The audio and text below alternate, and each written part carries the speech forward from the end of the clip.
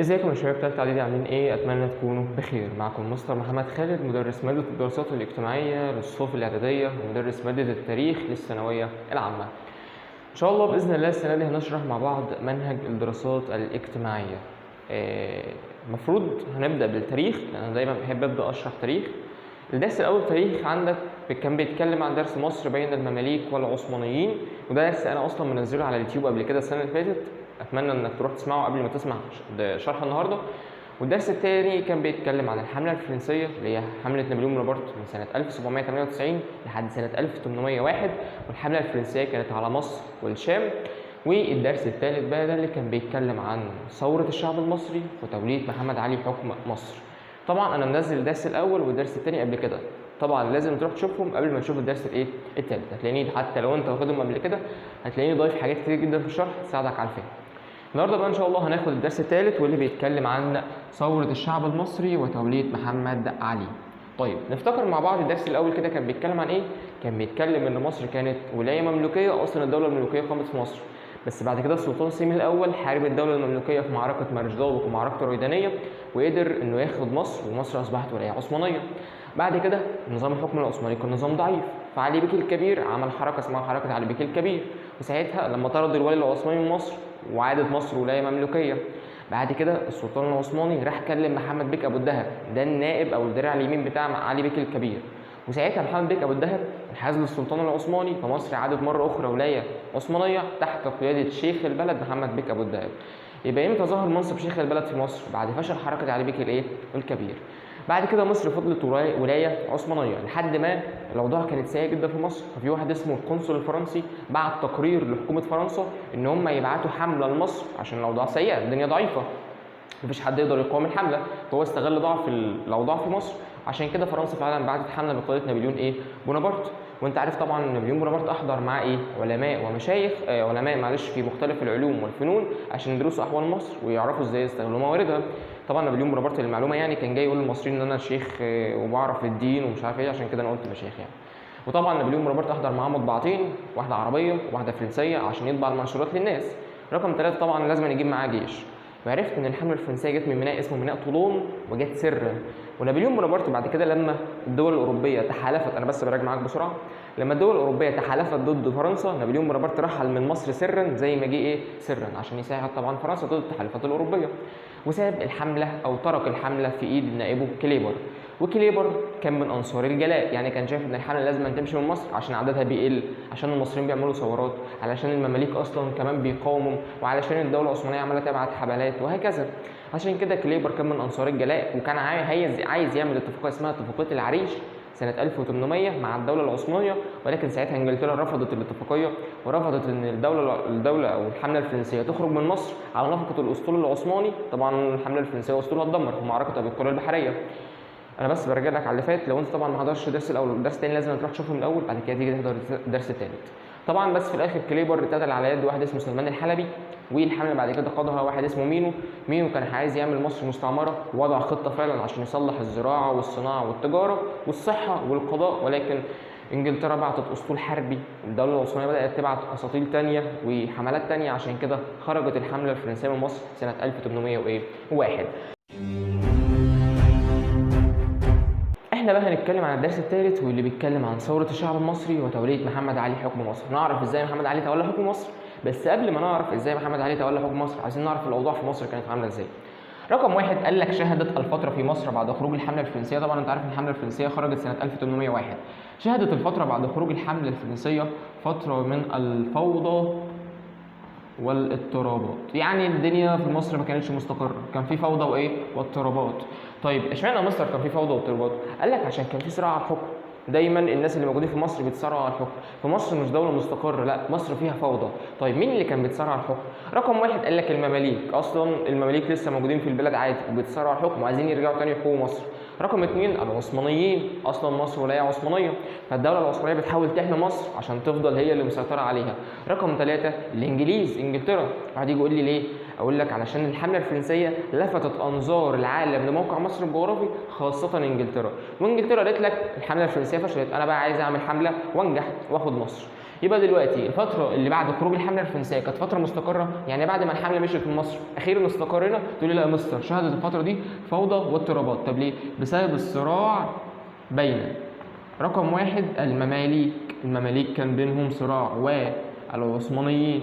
رقم 3 وانجلترا، كان في صراع بين الثلاثه. طيب ليه كان في صراع بين الثلاث قوى دول؟ قال لك رغبه في استئثار كل منهم بالسلطه، او رغبه في استئثار كل منهم وبسط نفوذه على حكم مصر. يعني ايه؟ يعني كل واحد في الثلاثه دول عايز يسيطر او عايز يستأثر بحكم مصر، عايز ياخد حكم مصر ليه. يبقى لما يجي يقول لك ليه مصر شهدت فتره من الفوضى والاضطرابات بعد خروج الحمله الفرنسيه، تقول له بسبب الصراع بين المماليك والعثمانيين وانجلترا، رغبه في استئثار وبسط نفوذ كل منهم حكم ايه؟ مصر. كل واحد فيهم عايز يستأثر بحكم مصر ويبسط نفوذه على ايه؟ على مصر. عشان كده الفترة دي كانت فترة ايه؟ من الفوضى والصراع. طب ايه اللي حصل يا مستر؟ قال لك في النهاية مصر استمرت ولاية ايه؟ عثمانية، وعملت الدولة العثمانية على بسط نفوذها مرة أخرى على ايه؟ على مصر. يعني خلاص مصر فضلت ولاية عثمانية زي ما هي، والدولة العثمانية بدأت ترجع تاني سيطرتها على ايه؟ على حكم مصر. طيب قال لك الكلام ده فضل لحد سنة 1804، لحد ما حصل ايه؟ لحد ما حصل ثورة هنسميها ثورة الشعب المصري. يبقى ثورة الشعب المصري سنة 1804. أول ما أجي أتكلم عن ثورة لازم نبقى تفكر في كذا حاجة. أول واحد، ليه الثورة دي أصلا قامت؟ يعني ليه الناس عاملين ثورة؟ قال لك سبب الثورة، يعني بما تفسر ثورة الشعب المصري، قال لك بسبب كثرة فرض الضرائب والإتاوات على الأهالي. يعني علشان الولي العثماني اللي كان بيجي يحكم مصر دايما كان يفرض ضرائب كتير ويفرض إتاوات كتير جدا على الأهالي، والأهالي أصلا مش عارفين يشتغلوا. ليه؟ لأن الزراعة كانت متدهورة والصناعة والتجارة. فأنا مش بشتغل، هل أنا هيبقى معايا فلوس أدفعها لك؟ تقول لي لا. عشان كده الشعب عمل ثورة. ليه؟ الشعب مش طايق، أنت أصلا جاي تاخد مني فلوس وأنا أصلا مش معايا فلوس، أنت أصلا مش بتشغلني، جاي تاخد مني كمان فلوس. عشان كده الشعب عمل ثورة. يبقى ليه الشعب عمل ثورة؟ تقول لي بسبب كثرة فرض الضرائب والإتاوات على الأهالي، وساعتها اللي كان بيفرضها كانوا الولاة العثمانيين أو كانت الدولة الإيه؟ العثمانية. طيب في الفترة بقى اللي كان فيها ثورة كان في واحد اسمه محمد علي باشا. مين هو مستر محمد علي باشا ده؟ محمد علي باشا كان راجل عسكري، يعني راجل بتاع جيش، كان معاه شوية جنود وجايين يحكموا مصر او جايين يعني يقعدوا في مصر. فمحمد علي خايف ان الثورة تصيب مين؟ تصيب جنوده، تصيب الجنود بتوعه. ليه؟ انا دلوقتي معايا جيش، انا خايف ان طبعا الثورة دي اصلا معمولة ضد العثمانيين، يعني اي واحد مصري هيشوف واحد عثماني يمسك في خناقه. فمحمد علي طبعا عثماني ومعاه جيش، والجيش ده كمان عثماني، فمحمد علي خشي ان تصيب الثوره جنوده. عشان كده عمل كام حاجه؟ 4 حاجات. رقم 1، محمد علي راح جاهر بالانضمام للعلماء والمشايخ، قال لهم يا جماعه انا معاكم اصلا مش ضدكم. يبقى اول حاجه عملها راح جاهر بالانضمام للعلماء والمشايخ. اشمعنى مصدر دول؟ عشان دول اصلا اللي بيعملوا الثوره، فقال لهم انا معاكم اصلا. طيب رقم 2، محمد علي ذكي، عايز يعرف الناس دي غضبانه ليه، يبقى لازم يبقى وسطهم. عشان كده بقول لك رقم 2 اختلط بالاهالي الساخطين، يعني الغاضبين. راح اختلط بالناس اللي غضبانه اللي عامله الثوره، عايز يشوف هم غضبانين ليه. لو هم غضبانين بسبب فرض الايه؟ الضرائب. رقم 3 تعهد للعلماء، راح قال للعلماء يا جماعه انا بوعدكم، تعهد ببذل قصارى جهد وانا هعمل اللي اقدر عليه لرفع الضرائب. يعني والله العظيم انا هعمل اللي اقدر عليه عشان ارفع لكم الضرايب دي. راجل ذكي. اول حاجه خاف ان الثوره دي تضرب جنوده، خاف ان الثوار يهجموا عليه فيموت، فكده كان خلاص محمد علي مات اصلا، ما كانش حاكم مصر. عشان كده اول حاجه قال للناس انا معاكم. مين هم الناس؟ مين هم اللي اصلا بيقودوا الثوره؟ قلت لك العلماء والايه؟ والمشايخ. يبقى جاهر بالانضمام للعلماء والمشايخ. رقم 2 عايزين يعرف الناس غضبانه ليه، يبقى اختلط بالاهالي الساخطين، عرف ان هم غضبانين بسبب الضرايب، فتعهد ببذل قصارى جهده لرفع الايه؟ الضرايب. رقم 4 عايز اقول لك اصلا مين الولي العثماني اللي كان بيحكم ساعتها؟ واحد كان اسمه خسرو باشا، ده كان ولي عثماني بيحكم مصر. فطبعا الشعب المصري مسك خسرو باشا ورماه في السجن، لان الجنود ما كانتش بتقبض فلوس. يعني الجنود دول اصلا كانوا جنود مرتزقه. يعني ايه مرتزقه؟ يعني بيشتغلوا معاك عشان يقبضوا فلوس، ولكن انت ما كنتش بتقبضهم، فالناس دي اتقلبت ضدك، خدت خسرو باشا رميته في السجن. طيب دلوقتي حكم مصر فاضي، الكرسي فاضي، مين اللي يحكم؟ الناس تبص لمين؟ لمحمد علي، الراجل بيتعهد برفع الضرائب، والراجل بيختلط باهالي الساخطين يشوفوا زعلانين ليه؟ الراجل مع العلماء والمشايخ، طب ما ده يحكم؟ قال لك لا. محمد علي قال لهم ايه؟ لا يا مصريين انا مش عايز احكم، انتوا فاكرين ان انا بعمل كده عشان عايز احكم؟ بالعكس انا بعمل كده عشان مصلحتكم، عشان تاخدوا حقوقكم. فمحمد علي قال لك ايه؟ اقترح تعيين واحد اسمه خورشيد باشا واليا على مصر. قال لك انا مش عايز احكم مصر، انا بقترح ان انتوا تعينوا واحد اسمه خورشيد باشا وده يكون الولي الايه؟ العثماني. يعني محمد علي زهد في الحكم. يعني ايه زهد في الحكم؟ يعني الراجل مش عايز الحكم. يا جماعه مش انتوا عايزين نحكم، انا مش عايز احكم، انا عايز واحد اسمه خورشيد باشا يحكم.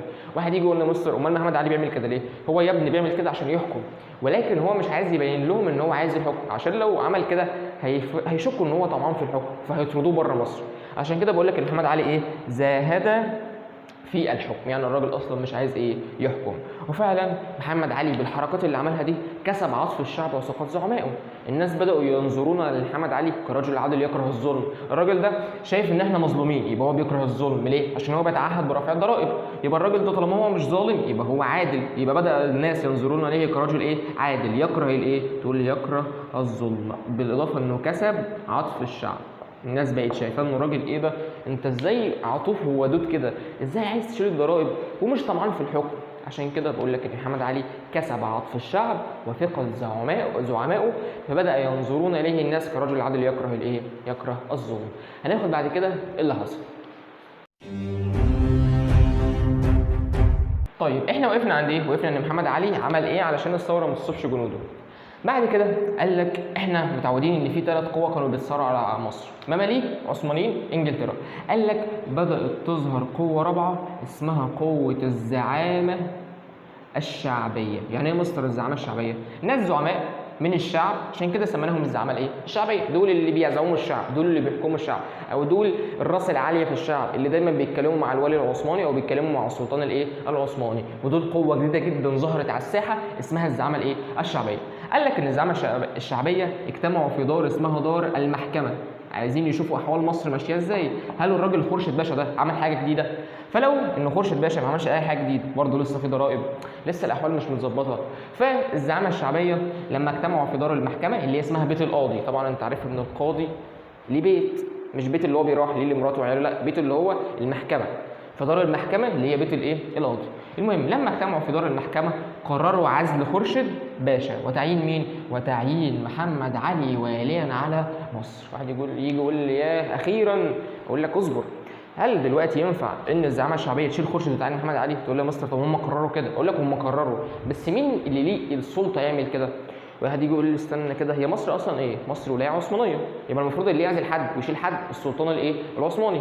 عشان كده الزعامه الشعبيه ما قدرتش ان هي تعمل كده، هي استنت قرار السلطان الايه؟ العثماني. فالمهم السلطان العثماني اصدر امر واجب التنفيذ. يعني اصدر امر لازم يتنفذ ولا لا؟ تقول لي واجب التنفيذ يعني لازم يتنفذ. الامر اللي واجب التنفيذ ده هنسميه فرمان. يبقى السلطان العثماني اصدر ايه؟ فرمان. يعني ايه فرمان؟ هو امر يصدره السلطان العثماني وواجب الايه؟ التنفيذ. الفرمان ده كان سنه 1805. الفرمان ده كان بيتضمن ايه؟ بينص على ايه؟ يعني ايه يتضمن؟ يعني الفرمان ده اصلا فيه ايه؟ اصلا الفرمان ده عباره عن صفحه فيها شويه كلام. طب عايزين نعرف الفرمان ده كان بيتضمن ايه؟ قال لك كان بيتضمن عزل خورشيد باشا وتعيين محمد علي واليا ايه؟ على مصر. الله، يعني كده خلاص محمد علي بقى والي على مصر؟ محمد علي اصبح رسميا واليا على مصر بقرار او بفرمان او بامر من السلطان الايه؟ العثماني. عشان كده لما يجي يقول لك ايه سؤال اكمل مثلا، تم تعيين محمد علي واليا على مصر بعد فرمان 1805، بعد قرار الزعامه الشعبيه، بعد ثوره الشعب المصري 1804، بعد حمله فريزر مثلا 1807، تقول على طول بعد فرمان السلطان العثماني، مش بعد قرار الزعامه الشعبيه، عشان الزعامه الشعبيه لا تملك السلطه لعزل والي وتعيين ولي اخر. لازم اللي يملك السلطه او الوحيد اللي يملك السلطه كده هو السلطان الايه؟ العثماني، عشان مصر ولايه عثمانيه. فالسلطان العثماني هو الوحيد الذي له السلطه على عزل والي وتعيين ولي ايه؟ اخر. عشان كده السلطان لما اصدر فرمان كان واجب التنفيذ، يعني لازم ايه؟ يتنفذ. في حاجه صعبه في الكلام ده؟ تقول لي يا مستر الدنيا سهله. دلوقتي مين اللي ولي على مصر؟ محمد علي. ومين اللي اتعزل؟ خورشيد باشا. هنعرف بقى محمد علي هل قعد على الكرسي بتاع الحكم مستريح ولا كان في حاجات بتضايقه؟ بص بقى يا سيدي، محمد علي جه يقعد على كرسي الحكم، لقى الكرسي خشب، الكرسي مش مريحه، يعني حاسس ان في حاجه ايه؟ غلط. محمد علي مش عارف ينفرد بحكم مصر. طيب واحد يجي يقول لي ليه؟ اقول لك واحده واحده كده. الزعامه الشعبيه لما قررت عزل خورشيد باشا وتعيين محمد علي، قال لك عينوا محمد علي بعد ان اخذوا عليه العهود والمواثيق ان يحكم بالعدل. يعني وعد الراجل محمد علي وعدهم انه يحكم بالعدل. والا يصدر اي قرار الا بمشورتهم. يعني محمد علي ما ينفعش يصدر اي قرار في الدوله الا لما يشير الزعامه الايه الشعبيه. فكده محمد علي متكتف من الزعامه الشعبيه، ادي مشكله ممكن تاثر على محمد علي. رقم 2 المماليك لسه موجودين في البلد، وطالما المماليك موجودين في البلد يبقى هم عايزين يحكموا او عايزين يرجعوا حكمهم من تاني، دي مشكله تانيه. رقم 3 انجلترا، لسه قايل لك اصلا ان كان في صراع بين المماليك والعثمانيين وانجلترا، فانجلترا لسه موجوده على الساحه. عشان كده بقول لك ان محمد علي لما جه يقعد على الكرسي بتاع الحكم ما كانش مستريح، كان في شويه مشاكل مصعبه على محمد علي انفراده بحكم ايه مصر. واحد يجي يقول لي طب هو العثمانيين اصلا محمد علي عثمان يعني، فشكرا على المعلومه اللي مالهاش لازمه. المهم قال لك بقى كان في 4 مشاكل واجهت محمد علي قبل ان ينفرد بحكمه على مصر. طب تعالى كده ناخدهم مشكله مشكله. اول مشكله اللي واجهت محمد علي لما جه حكم مصر قال لك فرمان 1806، ده غير فرمان 1805. ليه؟ لان فرمان 1806 نص على نقل محمد علي من مصر لولايه ثانيه، يعني هننقل محمد علي، ده اول فرمان. رقم 2 اللي واجه محمد علي قال لك حمله فريزر. مين هو فريزر ده؟ ده قائد انجليزي، يبقى دي هنسميها الحمله الايه الانجليزيه. رقم 3 قال لك الزعامه الشعبيه، دي مشكله بتواجه محمد علي، الراجل مش عارف ينفرد بالحكم. رقم 4 والاخيره قال لك المماليك، ودي مشكله كبيره جدا واجهت محمد علي عشان ينفرد بالحكم. يبقى دلوقتي محمد علي هل ينفرد بالحكم بعد فرمان 1805؟ لا، لم ينفرد بالحكم. واحد يجي يقول لي ازاي يا مستر مش هو حكم؟ هو حكم بس ما انفردش بالحكم. في لسه مشاكل بتقابل محمد علي مش مخليه عارف يتنفس، مش مخليه عارف يصدر قرار، الراجل قراره مش بتاعه، قراره مش ملكه، لازم يشير ناس ثانيه عشان القرار ده يتنفس. طب تعالى بقى ناخدهم مشكله فيه. قال لك ان فرمان 1806 اللي تسبب في الفرمان ده انجلترا، مش اللي اصدره، لا، اللي بيصدر الفرمان السلطان العثماني. يبقى اللي اصدر الفرمان السلطان العثماني، اللي خلى السلطان العثماني يصدر الفرمان انجلترا، ده رقم 1. رقم 2 حمله فريزر اصلا انجلترا اللي عملتها. يبقى دلوقتي انجلترا تسببت في كام مشكله لمحمد علي؟ مشكلتين. فرمان 1806 هي السبب فيه، وهي اصلا اللي جت بحمله سنه 1800 وايه؟ سنه 1807 بعدها بسنه. بعد كده قال لك الزعامه الشعبيه بتمثل مشكله كبيره جدا لمحمد علي، عشان هم فرضوا عليه العهود والمواثيق ان يحكم بالعدل وان لا يصدر اي امر الا بمشورتهم، فدلوقتي الراجل لازم يشيرهم علشان يبدا يصدر قرار. طب افرض مثلا الزعامه الشعبيه مش راضيه، يعني مثلا لو محمد علي قال لك انا عايز اطبق نظام او حق الانتفاع تاني، جت الزعامه الشعبيه قالت لا يبقى مش هيطبقه. طب ما الراجل عايز يطبقه والراجل بيحكم مصر، فالراجل متكتف مش عايز يحكم. طيب اخر حاجه خالص المماليك، وطبعا المماليك بيمثلوا مشكله كبيره لمحمد علي. تعالى بقى ناخدهم مشكله. نبدا بفرمان 1806. بص يا سيدي واحده كده.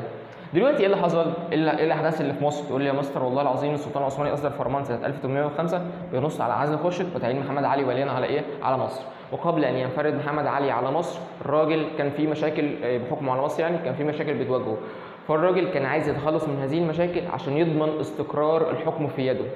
واحد يجي يقول لي يا مستر طب ايه يعني، طب ما الراجل يحكم سنه ولا سنتين ويخلص؟ اجي اقول لك حاجه، ليه نظام الحكم العثماني في الدرس الاول كان ضعيف؟ قال لك بسبب قصر مده حكم الوالي من سنه لسنتين ل3 سنوات، يعني الوالي اللي كان بيحكم يا سنه يا سنتين يا 3 سنوات. ايه يعني يا مستر انا نفسي احكم حتى شهر، ده انا هعمل واعمل. اصبر بقى. بص يا سيدي، انت دلوقتي لو والي وهتحكم سنه، ونفترض مثلا انك هتعمل مسجد، ممكن تيجي تقول ايه؟ طب ما انا هحكم سنه واحده، يعني كمان سنه انا هترميه في الزباله، يجي واحد تاني يحكم يقول لك انا اللي عملت المسجد ده رقم 1. رقم 2 هل المسجد ده هيقعد لي؟ لا، طب ما انا اصلا كده سنه وهمشي، يبقى الحاجه دي مش هتقعد لي، عشان كده انت هتكسل تعمل حاجه.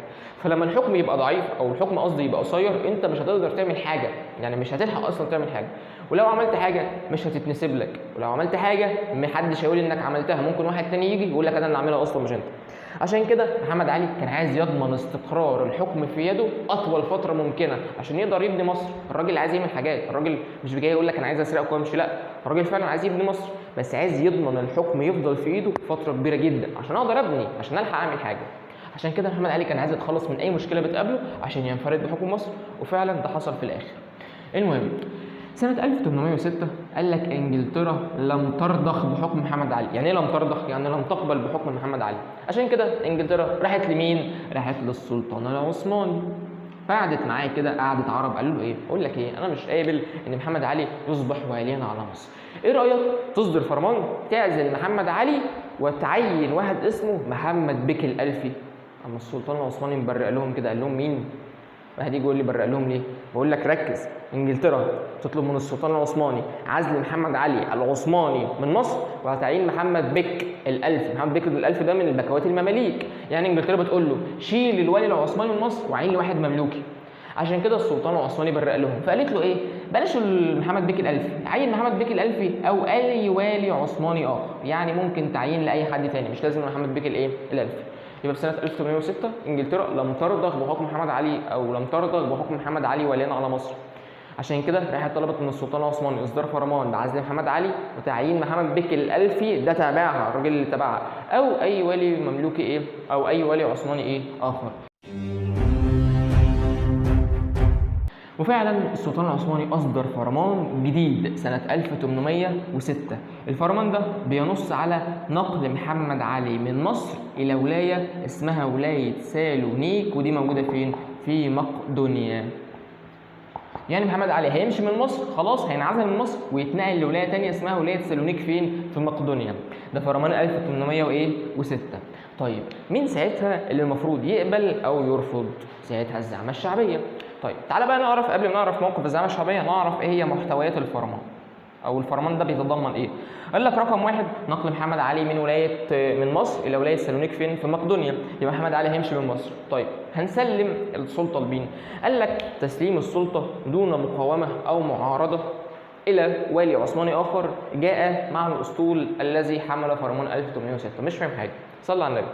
قال لك ان الدوله العثمانيه قبل ما تبعت فرمان 1806 جهزت سفينه كده، اسطول فيها واحد وواحد كمان. خلينا نمسك في واحد بس، التاني ده مش مهم. الراجل ده هو اللي شايل الايه؟ هو اللي شايل في ايده الفرمان، هو اللي شايل في ايده الورقه دي. سيبك من الراجل التاني. فالورقه دي محمد علي بيفتحها لقى ان مكتوب فيها ان السلطان العثماني قرر نقل محمد علي من ولايه مصر الى ولايه سالونيك فين؟ في مقدونيا. رقم اثنين ان محمد علي كده خلاص هيمشي من مصر، يبقى هو هيسلم الايه؟ السلطه لمين بقى؟ الى ولي عثماني اخر. طبعا لازم يسلم السلطه دون معارضه او مقاومه، يعني ما تقاومش، وتسلم السلطه لولي عثماني اخر قادم مع نفس الاسطول اللي بيحمل فرمان 1800 وايه؟ 1806. يعني الاسطول السفينه اللي كانت جايه كان فيها اثنين، واحد مع الفرمان والتاني اللي محمد علي هيسلم له السلطه دون معارضه او ايه؟ او مقاومه. عشان كده محمد علي ساعتها اتخض وراح قال على طول للزعامه مين؟ الشعبيه. والزعامه الشعبيه تمسكت بمحمد علي واليا على ايه؟ واليا على مصر، والسلطان العثماني رضخ. قلت لك في الاول انجلترا لم ترضخ يعني لم تقبل. طب السلطان يعني ايه؟ السلطان العثماني يعني ايه رضخ؟ يعني قبل بتعيين محمد علي واليا على مصر. ساعتها انجلترا راحت اتخانقت معاه، قالت له ازاي تبقى انت السلطان العثماني وازاي تصدر فرمان وازاي الناس ما تنفذوش وانت ضعيف؟ قال لهم انا، وقام ايه؟ متخانقين مع بعض. عشان كده تدهورت العلاقه بين السلطان العثماني وبين انجلترا، عشان انجلترا راحت اتخانقت معاه، هو عايزاه بالعافيه يشيل محمد علي. فقال لهم يا جماعه انا مش هشيله خلاص، الناس ماسكه فيه. قالوا لي يبقى انت ضعيف، يبقى انت مش عارف ايه، انت ما بتعرفش تحكم، احنا هنشيل بالعافيه. قالوا لهم لا ما تقربوش من مصر، مصر دي تحت حكمي، انا المفروض احكمها. قالوا له انت اصلا مالكش حكم ومش عارف ايه وانت ضعيف. فحصل خناقه بينهم. عشان كده بقول لك ايه؟ تدهورت العلاقه بين السلطان العثماني وبين انجلترا. عشان كده انجلترا عملت ايه؟ انجلترا بعتت حمله عشان تحتل مصر سنه 1807 مستغله التدهور اللي حصل بينها وبين السلطان الايه؟ العثماني. يعني مثلا زي ما تقول ايه؟ انجلترا قالت له طب انت بتشتمني؟ طب قابل بقى اللي انا هعمله فيك. فبعتت حمله عسكريه بقياده واحد اسمه فريزر 1807. طيب نيجي بقى للمشكله الثانيه اللي واجهت محمد علي. قال لك لما انجلترا راحت زعقت مع السلطان العثماني وتدهورت بينهم العلاقه، استغلت الموضوع ده وبعتت حمله فريزر سنه 1807، حمله بقياده واحد اسمه فريزر، والكلام ده كان سنه 1807. طيب ايه سبب الحمله دي؟ قال لك استغلت انجلترا التدهور بينها وبين السلطان العثماني فارسلت حمله فريزر. طيب ايه هي بقى اهداف الحمله؟ يعني الحمله دي جايه تحقق ايه؟ قال لك رقم واحد اهداف الحمله احتلال مصر، يعني اصلا الحمله دي جايه تحتل مصر، معروفه يعني حمله جايه تحتلك. رقم اثنين قال لك عزل، الحمله دي اصلا جايه عشان تعزل مين؟ محمد علي. رقم ثلاثة وتعين مين؟ تقول لي تعيين محمد بك الألفي، ده تابعها المملوكي. طيب تعالى بقى نرسم كده خريطه لمصر عشان نعرف ايه اللي حصل ساعتها. طيب اول حاجه قال لك ان الحمله الانجليزيه جت على شاطئ مصر الشماليه ووصلت مدينه الاسكندريه. واحد يجي يقول لي اكيد بقى محمد علي خد الجيش وراح علمهم درس مهم. هقول لك ان محمد علي اصلا ما كانش موجود في اسكندريه. يا نهار اسود، امال كان موجود فين يا مستر؟ كان موجود في البحيره مثلا؟ اقول لك لا، امال كان موجود في القاهره؟ اقول لك لا. هيجي يقول لي نهار اسود يخرب بيته، امال كان موجود فين؟ قال لك محمد علي كان بيحارب المماليك في الصعيد. يعني اصلا محمد علي ما كانش موجود في شمال مصر خالص، الراجل كان موجود فين؟ في الصعيد.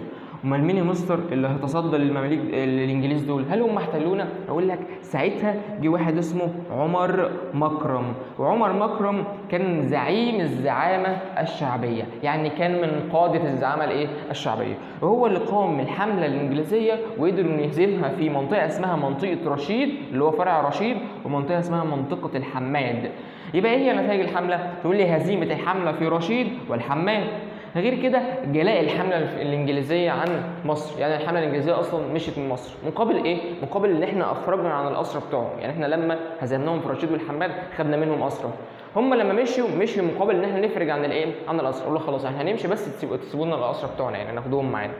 يبقى كده محمد علي دخل الاسكندريه منتصرا ولا منهزما؟ طبعا دخل الاسكندريه منتصرا، والراجل هو اصلا داخل لقى ان اهالي او يعني الجنود الانجليز متكلبشين ومترصصين كده.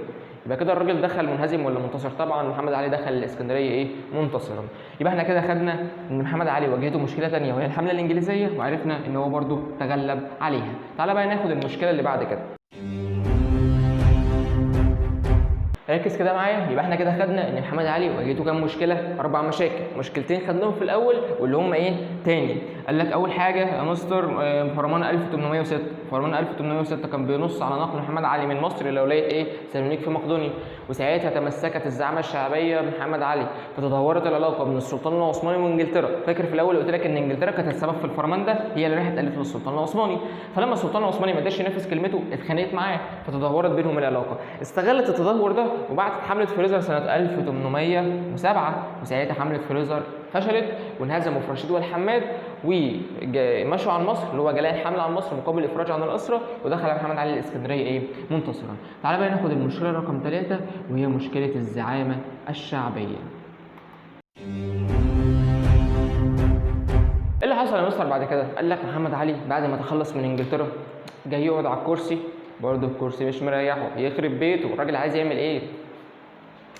قال لك انا والله عايز انفرد بحكم مصر، بس انا عايز انفرد بحكم مصر دون وصايه او رقابه من احد. يعني انا مش عايز احكم يبقى في حد واصي عليا او بيراقبني، ولازم انا استشيره، ويا اما يقبل يا اما يرفض، ولو قبل ننفذ القرار، ولو رفض مش هننفذ القرار. انا عايز احكم مصر وعايز يبقى انا السلطه الوحيده اللي موجوده في مصر، عايز انفرد بالسلطه، عايز يبقى حكم مطلق فردي من الاخر.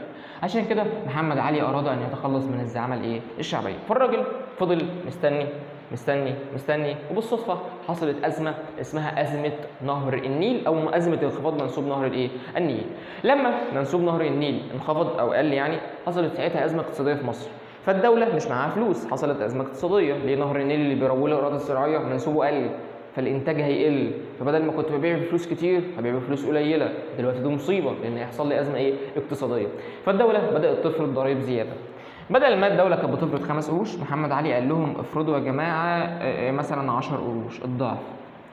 فعمر مكرم خد كلام محمد علي وراح ينفذه، يروح يقول للفلاح انت بقيت عليك ضريبه كذا، فالفلاح يتصدم يقول له اذا كان اصلا انا مش بزرع لان المنسوب النيل قليل يبقى الانتاج هيقل، يبقى مش هكسب، عايز تاخد مني كمان ضريبه زياده.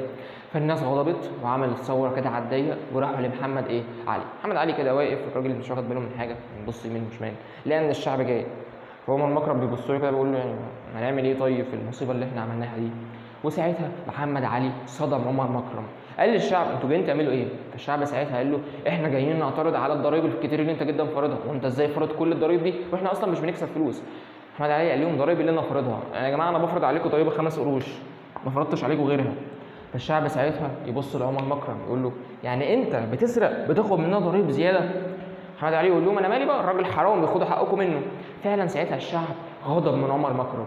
كان في ناس شايفه ان عمر مكرم راجل كويس، وفي ناس شايفه ان عمر مكرم راجل وحش. يبقى كده بدل ما الناس رايها كان واحد على عمر مكرم، حصل انقسام حول تقدير مكانه عمر مكرم. محمد علي استغل الانقسام ده وقام نافي عمر مكرم من الزعامه الشعبيه، او عازل يعني عمر مكرم من الزعامه الشعبيه ونفاه الى ايه؟ نفاه الى دمياط، والكلام ده كان سنه 1809. وبكده يكون محمد علي تخلص من الزعامه الايه؟ الشعبيه، وكسب عطف الشعب اكتر، يعني الشعب بقى بيحبه اكتر من الزعامه الشعبيه. ليه؟ الراجل قال لك يا جماعه الناس بتسرقكم، الناس دي وحشه، فالناس بدات تكره الزعامه الشعبيه وتروح لمين بقى؟ لمحمد ايه؟ علي. وبكده يكون محمد علي تخلص من الزعامه الشعبيه. تبقى مشكله واحده بس، وهي مشكله الايه؟ المماليك. واحد يجي يقول لي ايه بقى يا مستر؟ نيجي بقى للناس اللي بقى الناس دي هتمشي امتى من مصر؟ انا زهقت، يعني الدرس الاول بيتكلم عن المماليك، الدرس الثاني المماليك، انا زهقت من كلمه المماليك.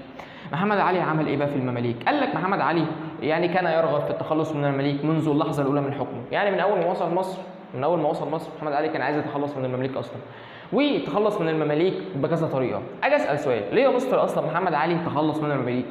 فاكر لما الحمله الانجليزيه جت على مصر قلت لك ان محمد علي كان فين؟ كان بيحارب المماليك تحت. طيب ليه؟ قال لك عشان المماليك دول كان مصدر قلق لمحمد علي، كل شويه يعمل مشكله فينزل يخمد المشكله دي، ينزل يحاربهم، ينزل يسكتهم. يا محمد علي ليه كان عايز يتخلص من المماليك؟ لانهم يمثلون مصدر قلق وفوضى، الناس دي عامله لي مصدر قلق يا جماعه، الناس دي مصدر قلق، الناس دي قلقاني، طول ما انا موجود حاسس ان الناس دي ممكن تغدر بيا في اي وقت. عشان كده محمد علي تخلص منهم بكذا طريقه، مش بطريقه واحده. اول طريقه انه كان بيطاردهم في كل مكان زي ما طردهم في الصعيد، يبقى اول حاجه مطاردتهم في كل مكان.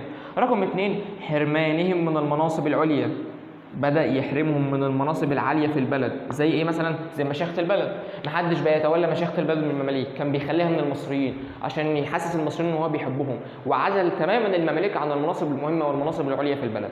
رقم 3 محمد علي ارتكب جريمه بشعه ستظل نقطه سوداء في تاريخ محمد علي، وهي مذبحه القلعه. في مارس سنة 1811 كان في حركة اسمها الحركة الوهابية بقيادة واحد اسمه محمد بن عبد الوهاب، ودي كانت موجودة في شبه الجزيرة العربية. محمد بن عبد الوهاب كان عايز يفصل شبه الجزيرة العربية عن الدولة العثمانية وتبقى دولة معزولة ويعملوا دولة جديدة. والسلطان العثماني رفض ان محمد بن عبد الوهاب يعزل شبه الجزيره العربيه عنه. ليه؟ لان السلطان العثماني عايز يبقى عنده اراضي اكتر. تخيل بقى انت بتحكم منطقه وفي واحد عايز ينفصل عنك، انت ساعتها طبعا هترفض. عشان كده محمد علي قال لك ايه؟ انا هبعت ابني طوسن، وابن طوسن ده كان صغير بس كبر، اول مره يخرج بجيش، هبعته الى شبه الجزيره العربيه لاخماد الحركه الوهابيه. وفعلا محمد علي اتفق على كده وبدأ يعمل احتفال عشان ابن طوسن هيخرج بالجيش لأول مرة في حياته، هيقود الجيش عشان يروح يقضي على الحركة الوهابية في شبه الجزيرة العربية. محمد علي قال لك أنا عايز أتصالح مع مين؟ مع المماليك، وخلاص اللي حصل حصل، واحنا نبقى اخوات وتيجوا القاهرة تعيشوا معانا ونقضيها بقى مع بعض عشان نحكم حكم كويس، وأنا هشارككم في الحكم وهكذا. وفعلا محمد علي يبعت دعوات لسلاطين المماليك عشان يحضروا في القلعه في القاهره ويحتفلوا بخروج طوسن باول جيش اللي هو ابن محمد علي. وفعلا محمد علي جاب المماليك وقعدهم محط الاكل، وبدا الغناء يشتغل والموسيقى، وفعلا كلهم، وبعد ما كلهم بداوا يزفوا طوسن وهو خارج. واول ما طوسن خرج من باب القلعه محمد علي امر جنوده باغلاق باب قلعه محمد علي باشا، وساعتها الجنود بتوع محمد علي بداوا يدبحوا في المماليك، وفعلا صفوهم واحد ورا الثاني. وساعتها لما الباب قفل طوسن ما كانش عارف حاجه، يعني طوسن اصلا في كل ده اهبل خالص، مفكر ان محمد علي عامل له احتفال، يعني حرفيا طوسن كان مفكر ان محمد علي بيحتفل بيه وفرحان بيه، فطلع بقى اتمخطر على الحصان وقال لك انا بقى القائد الجديد مش عارف ايه. اول ما الباب قفل وطوسن سمع صوت صريخ وقتل وسيوف، فكر ان اصلا المماليك عملوا مؤامره على ابوه بيقتلوه. ففي واحد من قرايب محمد علي جدا مايل على طوسن وقال له احنا اللي بنعمل كده، احنا اللي بنقتل الناس جوه، ما تخافش على ابوك، يعني الدنيا تمام. وفعلا محمد علي ارتكب جريمه بشعه في حق المماليك سميت بمذبحه القلعه. لان محمد علي كان بيتبع سياسه اسمها سياسه الحكم المطلق الفردي. محمد علي عايز يحكم مصر لوحده، مش عايز اي حد يشاركه في الحكم. ليه؟ هو شايف ان قراراته كلها صح، فانا لو حد يشاركني في الحكم ممكن قراراته تكون عكس قراراتي، فساعتها نقعد نتخانق وساعتها يحصل مشاكل. طب وليه كل ده؟ عشان كده محمد علي رفض اطلاقا انه يشارك اي حد في الحكم. كان شايف ان في اي حد ممكن يشارك في الحكم او ممكن يقول رايه، ده شخص لازم نتخلص منه. عشان كده محمد علي تخلص من حمله فريزر، او يعني واجهته مشاكل زي حمله فريزر، واجهته مشاكل زي فرمان السلطان العثماني 1806، واجهته مشاكل كبيره جدا زي الزعامه الشعبيه والمماليك. عشان كده محمد علي عمل على التخلص منهم لينفرد بحكم مصر، وبكده فعلا محمد علي يكون انفرد بحكم مصر وبدأ يبني الدولة الحديثة. وخلاص الراجل قاعد على الكرسي لقى نفسه مرتاح وقال لك انا كده بقى ابدا ابني الدوله اللي على مزاجي. يبقى احنا كده خدنا ايه؟ خدنا مصر في الدرس ده. اول حاجه ان مصر شهدت فتره من الفوضى والاضطرابات، ليه؟ بسبب الصراع بين المماليك والعثمانيين وانجلترا، رغبه في استئثار كل منهم وبسط نفوسه على حكم مصر. خلينا بعد كده ثوره الشعب المصري بسبب كثره فرض الضرائب والاتاوات على الاهالي. محمد علي خشي ينصب الثوره جنوده، عمل الاربع حاجات دول. بعد كده اقترح تعيين خورشيد باشا، بدا ينظرون الناس اليه كرجل عادل يكره الظلم، وكسب عطف الشعب وثقه زعمائه. قررت الزعامه الشعبيه عزل خورشيد وتعيين محمد علي لما اجتمعوا في دار المحكمه، واخذوا عليه العهود والمواثيق بان يحكم بالعدل والا يصدر اي امر الا بمشورتهم. وفعلا السلطان العثماني اصدر فرمان سنه 1805. يبقى انت عندك فرمانين يا دكتور، فرمان 1805 وفرمان 1806. فرمان 1805 نص على عزل خورشيد باشا وتعيين محمد علي واليا على مصر. فرمان 1806 نص على نقل محمد علي من مصر الى ولايه سالونيك فين؟ في مقدونيا. يبقى الفرمانين عكس بعض. واحد بينص على تعيين محمد علي، وطبعا ده لازم يبقى الاول. التاني بينص على نقل محمد علي من مصر. عشان كده دايما بقول لك ان الفرمانين عكس بعض. احنا كده نكون خلصنا الدرس الثالث، ونكون خلصنا تعيين او رحله تعيين محمد علي واليا على واليا على مصر.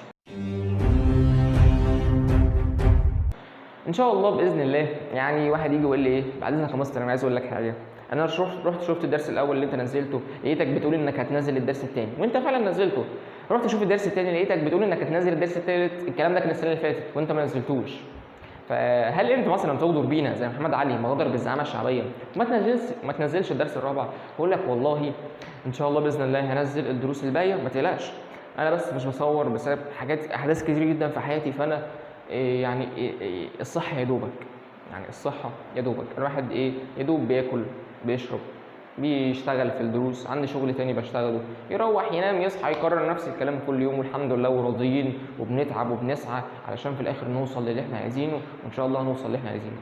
وانا والله العظيم انا مش هكره يا جماعه ان انا ابقى مشهور على اليوتيوب، او مش هكره ان انا يبقى عندي طلاب كتير بيستفاد مني على اليوتيوب، او اشترك بقى في المنصات وهكذا. انا مش بكره، يعني انا لو قدامي ان انا اعمل كده هعمله، لكن بيبقى في ساعات ظروف بتخلي الواحد يأثر في حاجات معينه او يستغني عن حاجات معينه. بس ان شاء الله باذن الله اليوتيوب الفتره الجايه من خططي الاساسيه، يعني ان شاء الله مش هستغنى عنكم. طب انت ليه يا مستر اخرت قوي التنزيل كده؟ عشان انا كده نازل الدرس الاول والثاني، فانا قلت انت تاخدهم مثلا في السنتر او مع مدرس وتيجي تبحث عنهم على اليوتيوب تلاقيني، تيجي تبحث على الدرس الثالث اللي هو ده اصلا توقيته في السناتر تلاقيه. عشان كده انا اخرت شويه تنزيل عقبال يعني ما تخلص الدرس الاول والثاني وتفهم الدنيا عامله ازاي. لو انت ما رحتش شفتهم لازم تشوفهم، حتى لو انت واخدهم وحافظهم هتلاقي في تريكات انا بحطها بتخليك تفهم الدنيا. ان شاء الله باذن الله انا عايز اعمل حصه يا جماعه مراجعه وفيها اسئله تبقى كويسه جدا، ده رقم واحد.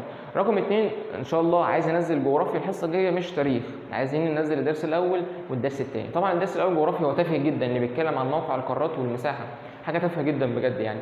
اللي عليك لو حفظت شكل الخريطه زي ما انت كده انت خلاص حفظت الدرس، اللي مش محتاجه حاجه. الدرس الثاني بقى هو اللي فيه كلام كتير، فاحتمال نكنسل الدرس الاول عشان سهل ونخش في الدرس الثاني عشان هو صعب، وممكن بعد كده في المراجعه ابقى اشرح الدرس الثاني الاول الجغرافيا يعني. فان شاء الله باذن الله الحصص الجايه هتكون قريبه، مش هنطول يعني ان شاء الله، عشان اليوتيوب فعلا من خططي الاساسيه.